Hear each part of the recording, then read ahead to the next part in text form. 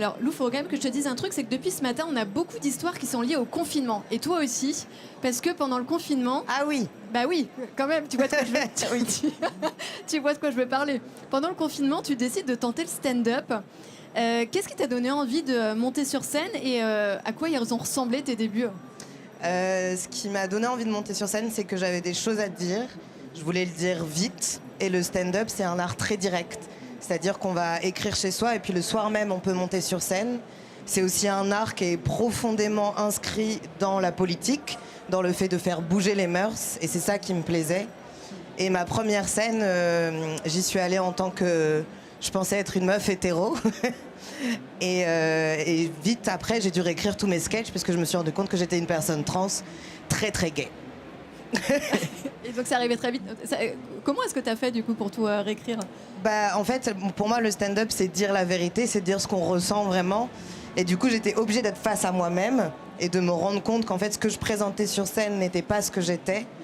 Donc ça m'a permis d'être beaucoup plus authentique. Et après, la réécriture, bah, c'était beaucoup plus facile parce que je parlais vraiment de quelque chose qui me tenait très très fort à cœur. En 2022, tu vas faire une chronique sur France Inter qui va littéralement faire exploser ta visibilité et qui va marquer aussi un tournant. En quoi est-ce que tu dirais que ce moment, il change ton parcours et aussi la façon dont le public t'a perçu? C'est la première fois que j'avais une opportunité de parler dans ce que j'appelle le mainstream. Parce que souvent, quand on est une personne trans ou une personne issue de minorité, nos sujets sont considérés comme de niche. Comme si ça ne pouvait que parler à un tout petit public, alors que déjà, premièrement, la niche, elle est grande, c'est un chenil, il y a énormément de personnes opprimées. Et ensuite, c'est pas parce qu'on parle de transidentité qu'on parle pas pour les autres. On parle de genre, on parle d'essayer de savoir qui on est, et ça touche tout le monde. Et la suite de la question, je l'ai oubliée. Ah oui, France Inter. Merci beaucoup. Non mais c'est ça tourne et tout, ça me perturbe. Oui, je sais, c'est un peu perturbant, mais regarde-moi si tu me regardes et que tu me fixes, okay, ça devrait aller. Oh, ok. Et du coup, France Inter, c'est la première fois que j'avais cette prise de parole devant un public concerné, pas concerné. Et c'est aussi une des premières fois qu'une personne trans prenait la parole en humour sur le sujet de l'inclusion des personnes trans dans le sport. Il y a beaucoup de chroniques sur les personnes trans en humour. Souvent, elles sont faites par des personnes pas concernées. C'est très maladroit. Et du coup, nous, on a voulu vraiment, quand je dis nous, c'est moi et mon équipe, nous, on a vraiment voulu dire, nous, on peut en parler mieux parce qu'on connaît cette réalité. Est-ce qu'à ce moment-là, dans les retours que tu as eus, tu as aidé certaines personnes à dépasser peut-être des peurs, des blocages? Est-ce que tu as levé certains a priori? Est-ce qu'il y a des choses qui t'ont marqué? Je pense que le premier truc qu'on m'a dit et qui m'a étonnée, c'est que j'avais pas l'air en colère. Et que les gens étaient là, ah mais en fait vous êtes sympa. Je dis, ah bah oui. oui, on est sympa. Les gens s'imaginent que quand on est trans, LGBT, queer, féministe, on est en colère et on l'est. Mais ça veut pas dire qu'on ne s'exprime que par cette colère. Et évidemment, on a envie de parler aux gens, de créer de l'empathie aussi, quoi.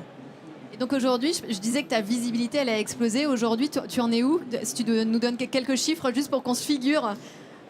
Déjà pour France Inter ça a été ouf parce que du coup j'ai gagné 20 000 abonnés en 2 jours quoi.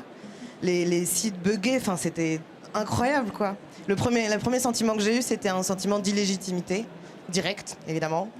Et là aujourd'hui on est donc à 160 000 followers, on est dans une salle de 500 places et il y a encore beaucoup de travail pour se faire entendre, mais on avance très très vite et ça me donne énormément d'espoir.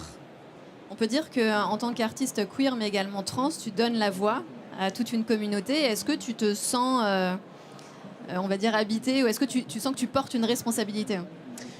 Oui, malgré moi. Alors, déjà, je ne suis pas la première personne trans à faire de l'humour. Il y a eu des personnes trans, il y a eu des meufs trans. C'est juste je suis une des premières personnes trans qu'on met autant en avant. Il y a des raisons très claires à ça et je trouve ça important de le rappeler, c'est que je suis blanc, je suis assez androgyne, j'ai le langage de la télé, tout ça. Donc c'est aussi pour ça qu'on m'accepte plus facilement. L'idée pour moi, c'est en tant qu'un peu privilégiée, d'ouvrir les portes. Et je vois de plus en plus de personnes queer et trans se lancer dans l'humour, le stand-up. Donc oui, j'ai cette responsabilité, mais c'est un peu malgré moi, quoi. C'est pas moi, je me considère pas comme porte-parole d'une communauté entière et complexe. Et est-ce que tu dirais que depuis le confinement, tes messages, ils ont évolué?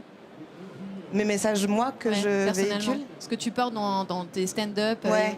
Non, je crois que je suis très fidèle à moi-même.